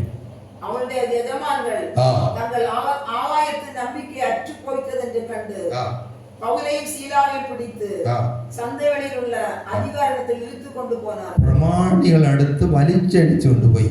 പ്രമാണികൾ എന്ത് ചെയ്തെന്നറിയുമോ? ന്യായാധിപതികളുടെ അടുത്താക്കി. ന്യായാധിപതികൾ എന്ത് ചെയ്തെന്ന് പറയുമ്പോൾ അടി കൊടുത്ത് ദേഹമെല്ലാം മുറിവേൽപ്പിച്ച് കാരാഗ്രഹത്തിൽ അടച്ചു. കാരാഗ്രഹ പ്രമാണികൾ പറഞ്ഞു, ഇവരെ സൂക്ഷ്മമായി കാത്തുകൊള്ളണം. അതുകൊണ്ട് ഇവരെന്ത് ചെയ്തെന്ന് അറിയാമോ? പൗലോസിനെയും ശീലാസിനെയും ഉൾമുറിക്കകത്താക്കി ഇവരെ ചങ്ങലയിട്ട് ആമത്തിലിട്ട് അവൻ സുഖമായി നടന്നു ഉറങ്ങി. കാരാഗ്രഹ പ്രമാണിക്ക് ജോലിയില്ലേ, എന്നും ഉറങ്ങായിരുന്ന കൂടെയുള്ള കാരാഗ്രഹ ഇത് കിടക്കുന്നവര് ഇതെല്ലാം നോക്കിക്കൊണ്ട് അവർ കരുതിയ നമ്മളെ ജീവിതത്തിൽ ഇതുപോലെ ഒരു അടി കൊണ്ട് മുണ്ടും പൊഴിഞ്ഞ് ദേഹമൊക്കെ പൊട്ടി പൊഴിഞ്ഞു കരിങ്ങി നമ്മളെന്ത് പറയും? എനിക്കിത് വന്നില്ല, എൻ്റെ സ്വഭാവമാണ് കേട്ടത്, നമുക്കിത് പറ്റിയല്ലോ എന്ന് പറഞ്ഞ് ഇങ്ങനെ അടിച്ചോണ്ടിരിക്കും നമ്മൾ. നിങ്ങളെങ്ങനെയാണെന്ന് എനിക്ക് അറിഞ്ഞില്ല. മാന്യമായി ജീവിച്ച് ശുശ്രൂഷ ചെയ്ത് പോകണമെന്നില്ലയോ വന്നത്? ഇങ്ങനെയൊക്കെ സംഭവിച്ചല്ലോ. ദൈവം നമ്മോട് ക്ഷമിക്കേണ്ട സ്വന്തം. പക്ഷേ ഞാൻ അങ്ങനെ പറഞ്ഞു കഴിഞ്ഞാലും കുറെ കഴിയുമ്പോൾ കർത്താവേ ക്ഷമിക്കണം എന്ന് വെളുക്കുന്നവരുന്നു എന്ന് പറയും. അതുകൊണ്ടാണ് നിർത്തിയിരിക്കുന്നത്. ആർക്കെങ്കിലും അങ്ങനെ ആവാൻ പറ്റിയ മാപ്പ് ചോദിച്ചോളി, കർത്താവ് മാപ്പ് വരും. ഇവരെന്ത് ചെയ്തെന്നറിയുമോ? പൗലോസില്ലാതെ അർദ്ധരാത്രിയായി. ഇവിടെ ഈ അടികൊണ്ട മേളത്തിൽ ഇവിടുത്തെ അങ്ങനെ ഉറങ്ങിയൊന്നും അറിയില്ല. അർദ്ധരാത്രിക്ക് ഉറങ്ങും. ഞാൻ ചിലപ്പോൾ ക്ഷീണിച്ചെല്ലാം നടന്നും എടുത്തുമെല്ലാം പോകുമ്പോൾ രാത്രി കുറച്ചു നേരം തന്നെ ഒന്ന് പ്രാർത്ഥിക്കാൻ പറ്റുള്ളൂ. അടുത്ത് ഉറക്കം വരെ കിടന്നാലോ അർദ്ധരാത്രി ഉറക്കം വരും. 1 മണിക്കൂർ 2 മണിക്കൂർ ഓർമ്മ വരും. പിന്നീട് എഴുതിയിരുന്ന് ഞാൻ പ്രാർത്ഥിക്കും, എനിക്ക് പോതുമാന ജപം, ആത്മാവിന് ആവശ്യമായ പ്രാർത്ഥന ഞാൻ പിന്നീട് ഇന്ന് പ്രാർത്ഥിച്ചോളാം. പ്രാർത്ഥിച്ചിട്ട് പിന്നെ ചിലപ്പം നേരം വെളുക്കാറാവുമായിരിക്കും കിടക്കുന്നത്. പിന്നെ ഏകുമ്പോൾ 7 മണിയാവും, അല്ലെങ്കിൽ 6 മണി വിളിച്ചെഴുപ്പണം. ഈ താമസിച്ചെഴുന്നേൽക്കുമ്പോൾ എല്ലാം സംഭവിക്കുന്നത് ഇതാണ്. അതുകൊണ്ട് സുഖം. ഈ പൗലോസിനും ശീലാസിനും അർദ്ധരാത്രി ഓർമ്മ ഒന്നല്ല, അവർ ഉറങ്ങിക്കാണില്ല. അർദ്ധരാത്രി എന്ത് ചെയ്തു? പാട്ടുപാടി ആരാധിച്ചു. സന്തോഷമുള്ള ഒരു പാട്ടുപാടുണ്ടെന്ന് പറഞ്ഞു. ഇവര് ക്രിസ്തു നിമിത്തം അടി കൊണ്ടത് കൊണ്ട് സന്തോഷം കൊണ്ട് പാടി. സൂത്രം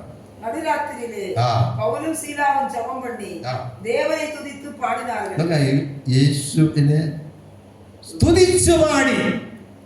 നമുക്ക് അപ്പോഴേ പ്രതികൂലം വരുമ്പോഴേ പ്രാർത്ഥിക്കാൻ തയ്യാറാവണം. കഷ്ടത വരുമ്പോഴേ അപ്പോഴാണ് നമ്മുടെ വിടുതലിന്റെ സമയം. അപ്പോഴാണ് ദൈവ തേജസ് നമ്മൾ കാണേണ്ട സമയം. നമ്മുടെ ജീവിതത്തിൽ അസമാധാനം നിറയുമ്പോഴാണ് ദൈവത്തിന്റെ വിടുതൽ അനുഭവിക്കേണ്ട സമയം. കുറ്റം ചെയ്തിട്ട് ചെന്നിരുന്ന് പ്രാർത്ഥിച്ചാൽ ചിലപ്പം വിടുതൽ എങ്ങനെ ഉണ്ടാവുമെന്ന് അറിയില്ല. ദൈവത്തിൻ്റെ വിടുതൽ പരസ്പരം അനുഭവിക്കാം, പക്ഷെ വിടുതൽ എത്ര ഉണ്ടാവുമെന്ന് എനിക്കറിയില്ല. കുറ്റം ചെയ്യാതെ, അതേ സ്തോത്രം, ശിക്ഷ അനുഭവിച്ചിട്ട് കുറ്റം ചെയ്യാതെ ഒരുവൻ ചീത്ത വിളിക്കുമ്പോൾ, കുറ്റം ചെയ്യാതെ ഒരുവൻ നമുക്കെതിരായി എന്തെങ്കിലും പറയുമ്പോൾ ചെന്നിരുന്ന് പ്രാർത്ഥിക്കണം. അത് വിടുതലിന്റെ സമയമാണ്. അപ്പോഴാണ് കർത്താവ് നമ്മുടെ അടുക്കൽ വരുന്നത്, ദൈവ സാന്നിധ്യം നമ്മുടെ മേലെ പകരുന്നത്, ദൈവ ദർശനം നമുക്ക് തരുന്നത്, ദൈവം മുഖാമുഖമായി നമ്മൾ സംസാരിക്കുന്നത്, തെറ്റ് ചെയ്യാതെ ഒരു വായിലിരിക്കുന്നത് കേട്ടിട്ട് ചെന്നിരുന്ന് കരയുമ്പോഴാണ്. ഒരു ദൈവവിധൽ കണക്കിലധികം കരഞ്ഞാൽ, കുറ്റം ചെയ്യാത്ത സംഭവത്തിന്റെ മുമ്പിൽ കണക്കിലധികം കരഞ്ഞാൽ, രക്ഷിച്ച അരുമനാഥൻ നോക്കിക്കൊണ്ടിരിക്കുകയില്ല. രക്ഷകനായ കർത്താവ് നിശ്ചയമായി എഴുന്നേറ്റ് വരുമേ. സ്തോത്രം. പൗലോസും ശീലാസും അർദ്ധരാത്രിയിൽ ഈ അടിയുടെ വേദനയും മുറിവിന്റെ വേദനയും ഒക്കെ കൂടെ നിലവിളിച്ച് പാടി പ്രാർത്ഥിച്ചപ്പോൾ നോക്കിക്കൊണ്ടിരുന്ന പടയാളികളും അതെ, കാരാഗ്രഹത്തിൽ തടവായി കിടക്കുന്ന ഇവരും ശ്രദ്ധിച്ചുകൊണ്ടിരുന്നു. കാരാഗ്രഹ പ്രമാണി കിടന്ന് ഉറങ്ങി. കേട്ടാ സോദരം, പെട്ടെന്ന് കാരാഗ്രഹത്തിന്റെ അടിസ്ഥാനം കുലുങ്ങി. സ്വർഗത്തിലെ ദൈവം കണ്ണുനീരിൻ നടുവിൽ ഒരു ഭൂകമ്പം അയച്ചു. കാരാഗ്രഹം അടിസ്ഥാനം ഇളങ്ങി, വാതിലുകൾ താനേ തുറന്നു. ഇപ്പോഴാണിതാ കാരാഗ്രഹ പ്രമാണി എഴുന്നേറ്റത്. അവൻ എഴുന്നേറ്റ് തന്നെത്താൻ ആത്മഹത്യ ചെയ്യുവാൻ തയ്യാറായി. കാരണം എന്തെന്നാൽ അക്കാലത്ത് കാവലാളികൾ ഓടിപ്പോയി കഴിഞ്ഞത്, കുറ്റവാളികൾ ഓടി മറഞ്ഞാൽ കാവലാളികളെ പിടിച്ചു തൂക്കിലിടും. ഹെരോദാവ് അങ്ങനെ ഒരാളിനെ പിടിച്ചു തൂക്കിലിട്ടു. യാക്കോബിനെ, പത്രോസിനെ കാവലാളിയെ പത്രോസിനെ രാത്രിയിൽ ദൂതൻ ഇറങ്ങി കാരാഗ്രഹത്തിൽ നിന്ന് പിടിച്ച് പോയി പ്രസംഗിക്കാന്ന് പറഞ്ഞു വിട്ടു. നേരം എടുത്ത് നോക്കിയാൽ പത്രോസിനെ കണ്ടില്ല. രാജാവ് കാവലാളിയെ പിടിച്ചു കൊന്നു. അതുകൊണ്ട് ഇവൻ താനെ മരിപ്പാൻ തയ്യാറായി. പൗലോസ് ഉറക്കെ വിളിച്ചു, നിനക്ക് കേട് വരുത്താതെ ഞങ്ങളെല്ലാവരും ഇടകൊണ്ട്. അങ്ങനെ അവൻ എന്ത് ചെയ്തെന്നറിയാമോ? പത്രോസിനെയും ശീലാസിനെയും രാത്രി തന്നെ കൊണ്ടുപോയി അവൻ്റെ അടികൊണ്ട മുറികളെല്ലാം കഴുകി കെട്ടി അവന് മരുന്നിട്ട് താമസിയാതെ അവൻ്റെ കുടുംബമായി അവൻ സ്നാനപ്പെട്ടു. ദൈവത്തെ ആരാധിക്കുന്നത് സന്തോഷത്തോടെ ആരാധിക്കണം. കുറ്റമില്ലായ്മയിൽ ശിക്ഷ അനുഭവിക്കുന്ന അനുഭവങ്ങൾ വ്യക്തി ജീവിതത്തിലും ദേശത്തിന്റെ നടുവിലും ദൈവം നിങ്ങളുടെ നടുവിൽ ഇറങ്ങി വരുന്ന സമയമായിരിക്കും അത്. ഹല്ലേലൂയ. ദൈവത്തെ ആരാധിക്കുന്നത് സന്തോഷത്തോടെ ആരാധിക്കണം. ഒരു കാര്യം കൂടെ പറഞ്ഞ് ഞാൻ അവസാനിപ്പിക്കാം. സ്തോത്രം. ലൂക്കോസിന്റെ സുവിശേഷം 5-ാം അധ്യായം 28-ാം വാക്യം. സ്തോത്രം. ഈ ലേവിയെ വിളിച്ചപ്പോൾ ലേവി എന്ത് ചെയ്യുന്നറിയുമോ? സന്തോഷത്തോടെ വായിച്ചേ, എല്ലാം വിട്ടു, എല്ലാം വിട്ടു, സകലവും എന്ന് പറഞ്ഞാൽ അവന്റെ ജീവിതത്തിൽ അവൻ ഏറ്റവും വലുതെന്ന് അവൻ വിചാരിച്ച എല്ലാം ഉപേക്ഷിച്ചു. നമ്മുടെ ഈ ലോകത്ത് ജീവിക്കുമ്പോൾ നമുക്ക് ചില പ്രധാനമായിട്ട് ചിലതൊക്കെ ഉണ്ടല്ലോ, ഇന്നതൊക്കെ ഉണ്ടെങ്കിലേ നമുക്ക് ജീവിക്കാൻ പറ്റുമെന്നേ, അല്ലെങ്കിൽ പറ്റൂല. ഈ പാസ്റ്റർമാരെ പോലൊക്കെ ജീവിച്ചു കഴിഞ്ഞാൽ നമുക്കൊണ്ട് പറ്റൂല എന്ന് പറയുന്ന ഒരുപാട് പേരെ ഞാൻ കേട്ടിട്ടുണ്ട്. നമുക്ക് പ്രധാനമായി വെച്ചിരിക്കുന്ന എല്ലാം വിട്ടിട്ട് യേശുവിനെ ആ സ്ഥലത്ത് എടുക്കണം. യേശു ആ സ്ഥലത്ത് വരണം. നമ്മുടെ അതിപ്രധാനമായി വെച്ചിരിക്കുന്ന സ്ഥലത്ത് യേശു വരണം. യേശുവേ എന്ന് പ്രാർത്ഥിപ്പാൻ ചെന്നിരിക്കുമ്പോൾ ഒരു പാപക്കെട്ടും നമ്മുടെ ഹൃദയത്തിന്റെ അകത്ത് കിടക്കാൻ പാടില്ല. അത് പുറത്തിരിക്കണം, പുറത്തു കിടക്കണം. നാമും യേശുവും ഒരുമിച്ചിരിക്കുന്ന സമയം നമ്മുടെ അകത്ത് ദൈവ സാന്നിധ്യം പകരുന്ന സമയമാണ്. നാം യേശുവും ഒരുമിച്ചിരിക്കുന്ന സ്ഥലത്ത് ദൈവത്തിന്റെ വിടുതൽ നമുക്ക് തരുന്ന സമയമാണ്.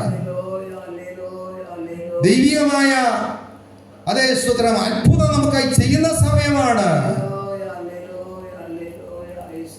ഈ ദൈവമക്കൾക്ക് പരിശുദ്ധാത്മാവും രക്ഷയും ദൈവം കൊടുത്തിരിക്കുന്നത് എന്തിനെന്നറിയാമോ? നമ്മുടെ ജീവിതത്തിനെതിരായി വരുന്ന മാറയുടെ അനുഭവങ്ങളെ മധുരമാക്കാനാണ് പരിശുദ്ധാത്മാവിനെ നമുക്ക് തന്നിരിക്കുന്നത്.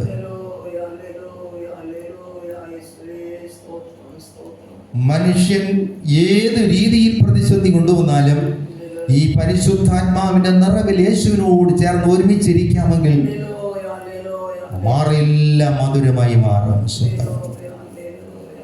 നേരത്തെ ഒരു ഉദാഹരണം പറഞ്ഞല്ലേ, സൂത്രം ചീത്ത വിളിക്കുമ്പോൾ കൂടെ വിളിക്കാനല്ല നമ്മ ദൈവം വിളിച്ചത്. ചീത്ത വിളിക്കുമ്പോൾ ഓടി മറിഞ്ഞ് ദൈവമേ എന്ന് ചെന്നിരുന്ന് പ്രാർത്ഥിക്കുമ്പോൾ മാറയെ ദൈവം മധുരമാക്കി തരും. മാറയെ മധുരമാക്കാനുള്ള മരുന്ന് ദൈവം നമുക്ക് തന്നിട്ടുണ്ട്. പരിശുദ്ധാത്മാവിനാലുള്ള നിറവാണത്. ഹല്ലേലൂയ. കർത്താവേ ഇതിനെ മാറ്റണം, ഇതിനെ മാറ്റണം, ഇതിനെ മാറ്റണം എന്ന് നമ്മൾ പലപ്പോഴും പ്രാർത്ഥിക്കാറുണ്ട്.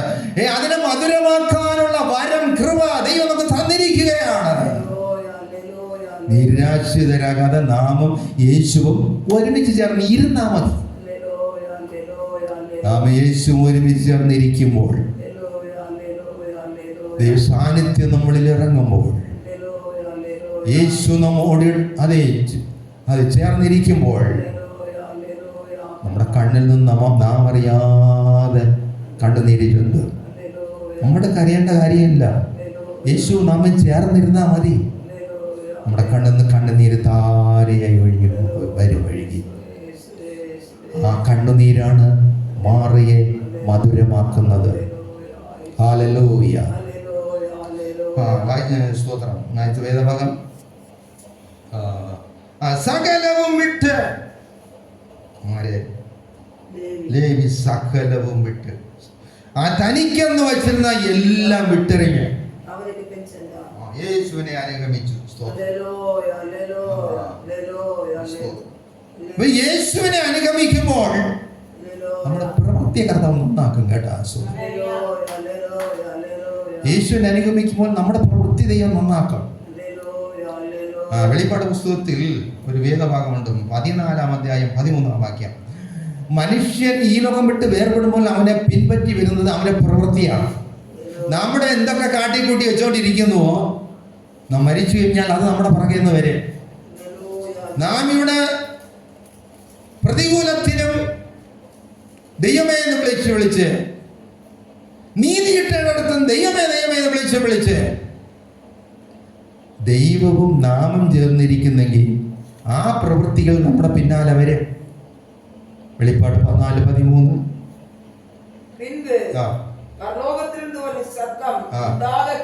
കേട്ടു.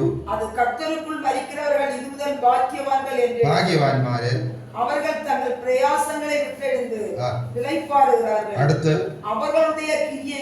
അവരുടെ പ്രവൃത്തികൾ ദൈവരാജ്യത്തിൽ പോകുന്നില്ലേ, അവരുടെ പ്രവൃത്തികൾ അവരോടുകൂടെ പോകും. അപ്പോഴും ദൈവരാജ്യത്തിന് പോകാത്ത ഭാവി മരിക്കുമ്പോൾ അവന്റെ പ്രവൃത്തി അവന്റെ കൂടെ പോകും. ഇവിടെ സമ്പാദിക്കുന്ന പണവും സ്വത്തും ആൾസ്വാധീനവും ഒന്നും നമ്മളെ കൂടെ വരികയില്ല. നമ്മുടെ പ്രവൃത്തികൾ നമ്മളെ കൂടെ വരും. എന്നെ കേൾക്കുന്ന പ്രിയപ്പെട്ടവരെ, നമ്മുടെ പ്രവൃത്തി നന്നാക്കാം. യേശു നമ്മോടുകൂടെ എപ്പോഴും നമ്മുടെ ഹൃദയത്തിൽ വസിക്കട്ടെ. കർത്താവേ എന്നോട് വസിക്കണമേ എന്ന് പറയാം. യേശു നമ്മോടുണ്ടെങ്കിൽ നാം ഇവിടം വിട്ട് പോകുമ്പോഴും യേശു നമ്മുടെ കൂടെ വരും. ഹല്ലേലൂയ. യേശു പാതാളത്തിൽ പോയി അവിടെയുള്ള ബദ്ധന്മാരെ പിടിച്ചുകൊണ്ട് കരകയറി. സ്വന്തം അതേ യേശു നമ്മോടുകൂടെ വന്നു കഴിഞ്ഞാൽ എവിടെ കൊണ്ടിട്ടാലും അതേ സ്വത്രം യേശു ഉണ്ടെങ്കിൽ പേടിക്കണമെന്ന് കരകയറ്റിക്കൊണ്ട്. യേശു ഇല്ലാത്തൊരു യാത്ര തുടരരുത്. യേശു നമ്മുടെ ജീവിതത്തിൽ വേണം. ഹല്ലേലൂയ. അത് അനുഗ്രഹമായി മാറും. സ്വത്രം അവിടെ പ്രവൃത്തി അവരെ പിന്തുടരുന്നു. അതുകൊണ്ട് 2 ദിനവൃത്താന്തം 19:7 പറയുന്നു, ആകയാ യഹോവ ഭയം നിങ്ങളിൽ ഇരിക്കട്ടെ, സൂക്ഷിച്ച് പ്രവർത്തിച്ചു കൊള്ളുവീൻ. നമ്മുടെ ദൈവമായ യഹോവയുടെ പക്കൽ അന്യായവും മുഖപക്ഷവും കൈക്കൂലിയും ഇല്ലല്ലോ. മനസ്സിലാക്കണം, യേശുമായൊരു യാത്ര ചെയ്യാം നമുക്ക്. അതാണ് വിജയത്തിൻ്റെ. മറ്റൊന്നും വിജയമല്ല, മറ്റെല്ലാം പരാജയമാണ്. അപ്പോഴേ യേശുമായി യാത്ര ചെയ്യണമെങ്കിൽ വിടേണ്ട സംഭവം ഗലാത്യർക്ക് എഴുതിയ ലേഖനം 5-ാം അധ്യായം 17 മുതൽ അങ്ങോട്ടുണ്ട്. ഞാനിപ്പോഴും അതിലേക്ക് പോയി കഴിഞ്ഞാൽ നമ്മുടെ സമയം ഇന്നും അധികമായി പോകും. നിങ്ങൾ വീട്ടിൽ കുറിച്ച് വായിച്ചാൽ മതിയാകും. വേണമെങ്കിൽ 1 പേരിന് വായിച്ചു വിടാം. സ്വന്തം വായിക്കാം. ഗലാത്യർ 5:17. ജഡാഭിലാഷം ആത്മാവിനും വിരോധമായിരിക്കുന്നു. ജഡാഭിലാഷം ആത്മാവിനും, അഭിലാഷം ജഡത്തിനും വിരോധമാണ്. ആത്മാവിനുള്ള ഒരു ജീവിതം ജഡത്തിന് വിരോധമാണ്. ജഡാഭിലാഷം, ആത്മാഭിലാഷം, ആത്മാവിൽ സന്തോഷിക്കുന്നതെല്ലാം ഈ ജഡത്തിന് വിരോധമാണ്. മാംസം ആവിക്ക് വിരോധമായും. മാംസം അതായത് നമ്മുടെ ഈ ആത്മാവും മാംസവും ഇത്രയും, ആത്മാവും ഈ ജഡവും 2 ശത്രുക്കളാണ്. അപ്പോൾ നോക്കുക, നമ്മുടെ ഈ ജഡവും അകത്തെ ആത്മാവും 2 പേരും ശത്രുക്കളാണ്. നമുക്ക് ഈ ജഡത്തെയും സന്തോഷിപ്പിക്കാം, എങ്കിൽ ആത്മാവ് ദുഃഖിക്കും. ആത്മാവിനെ സന്തോഷിപ്പിക്കുമെന്നെങ്കിൽ നമ്മുടെ ജയിക്കും. എവിടെ? ദൈവസന്നിധാനത്തെ ആനന്ദത്തോട് പോകും. ഈ ലേവി പാതാളത്തും അടിച്ച് ജയിച്ചു നിൽക്കുന്നവനാ ജഡത്തിൽ. അവൻ യേശുവിനെ അനുഗമിച്ചപ്പോൾ ജഡത്തിന് പലത് ഉപേക്ഷിക്കേണ്ടി വന്നു. ജഡത്തിൽ പലത് ഉപേക്ഷിക്കേണ്ടി വന്നു അവൻ യേശുവിനെ അനുഗമിച്ചപ്പോൾ. ആര് യേശുവിനെ അനുഗമിക്കാൻ വന്നാലും ഈ ലോകത്തിൽ ശ്രേഷ്ഠമെന്നും നല്ലതെന്നും ഇതില്ലാതെ പറ്റുകയില്ല എന്നുള്ള ഇതെല്ലാം വിടേണ്ടി വരും. വൻപത്തനവും തണ്ടും ഇതെല്ലാം അങ്ങ് വിടേണ്ടി വരും. വിട്ടിട്ട് ഒതുങ്ങി എന്തുണ്ടെങ്കിലും യേശുവിനോട് പറഞ്ഞ് പരിഹാരം വാങ്ങിക്കൊണ്ട് ജീവിക്കേണ്ട ഒരു സ്ഥലത്തിൽ ഒരു ദൈവം ഇതിൽ വരും. അടുത്ത വിരോധമാകുന്നു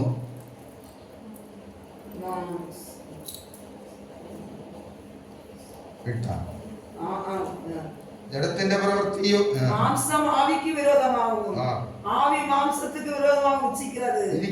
நீங்கள் செய்ய வேண்டும் என்று இருக்கிறவைகளை செய்யாதபடிக்கு. നമുക്ക് ദൈവത്തെ ആരാധിച്ച് പറയുക, നമുക്കൊരു നല്ല ജീവിതം ചെയ്യണം, ദൈവിക സമാധാനവും അനുഗ്രഹവും എനിക്ക് വേണം എന്ന ആഗ്രഹമുള്ള എല്ലാവർക്കും ആഗ്രഹമുണ്ട്. ആർക്കായില്ലാത്ത എല്ലാവർക്കും ദൈവാനുഗ്രഹവും ദൈവാശീർവാദവും ദൈവത്തിന്റെ കരുണയും ദൈവത്തിന്റെ സമാധാനവും ദൈവരാജ്യവും വേണമെന്ന് എല്ലാവരും ആഗ്രഹിക്കാറുണ്ട്.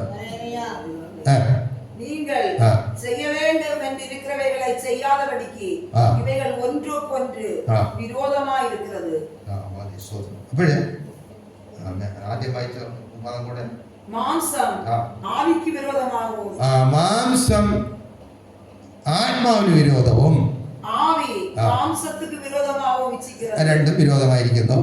നിങ്ങൾ ചെയ്യ வேண்டும் என்று இருக்கிறவைகளை செய்யாதபடிக்கு ഇവകൾ ഒന്നുകൊന്ന് വിരോധമായിരിക്കുന്നത്. ഇപ്പോഴേ ആത്മാവിന് വിരോധമായി ചിലതുണ്ട്, അതിന് നമ്മൾ വിടണം. അടുത്ത് ആവിനാൽ നടത്തപ്പെടുവീர்களானால் നിങ്ങൾ ന്യായപ്രമാണத்துக்கு കീഴ്പ്പെട്ടവர்களല്ല. അപ്പോൾ ആത്മാവിൽ ആത്മാവിൽ നമ്മുടെ ജീവിതം അങ്ങ് മാറും. മാംസത്തിന്റെ ജഡത്തിന്റെ പ്രവൃത്തി വിട്ടങ്ങ് പോകും. ആത്മാവിൽ നമ്മൾ ദൈവത്തിന് ഇഷ്ടമാണോ, ദൈവഹിതമാണോ, ശോധന ഇത് നടക്കേണ്ടി വരും. അടുത്ത് മാംസത്തിൻ ക്രിയകൾ വെളിയരംഗമായിരിക്കുന്നത് ജഡത്തിന്റെ പ്രവൃത്തിയോ പാവപ്പട്ടിയാണ് കുറച്ച് കേട്ടാ.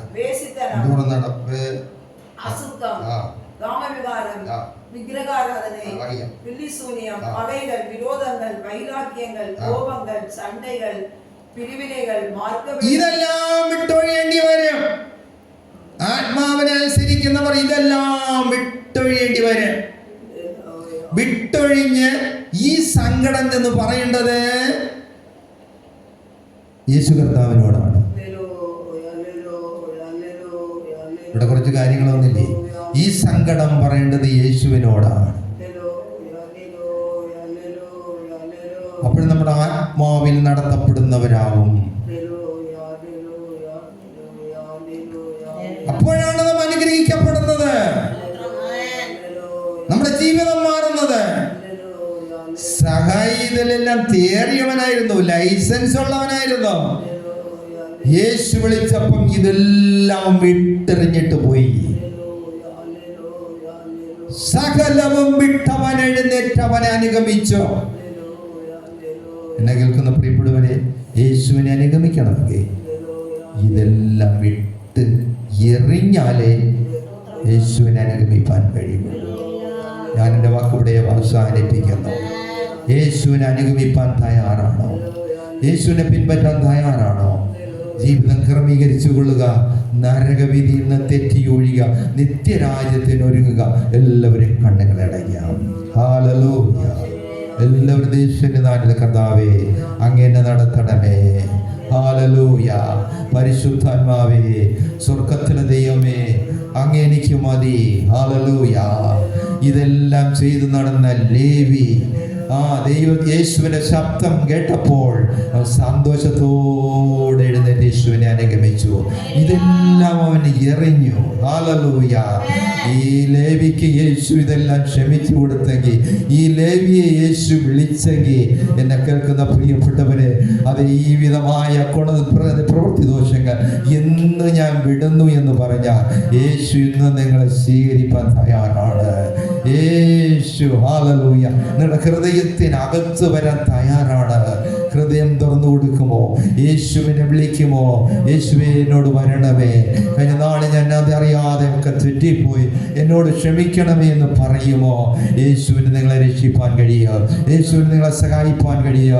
യേശുവിൻ്റെ കൂടെ പോയി കഴിഞ്ഞാൽ, കുറെ യാത്ര ചെയ്യുമ്പോൾ, കുറെ ദിവസമാകുമ്പോൾ, അതേ നാം വളരേണ്ട, ആത്മീകത്തിൽ വളരേണ്ട ഒരു വളർച്ച നമുക്കുണ്ടാകുമ്പോൾ യേശുവിന്റെ ഇഷ്ടം നമ്മോട് പറയുക, നീ ഇന്നത് ചെയ്യണമെന്ന്. ഹല്ലേലൂയ. അതെ, യേശുവിനെ അനുഗമിച്ചാൽ ദൈവത്തിന്റെ ഇഷ്ടം കർത്താവ് നമ്മോട് പറയാം. അത് നമുക്ക് സന്തോഷമാകാം. ഹല്ലേലൂയ.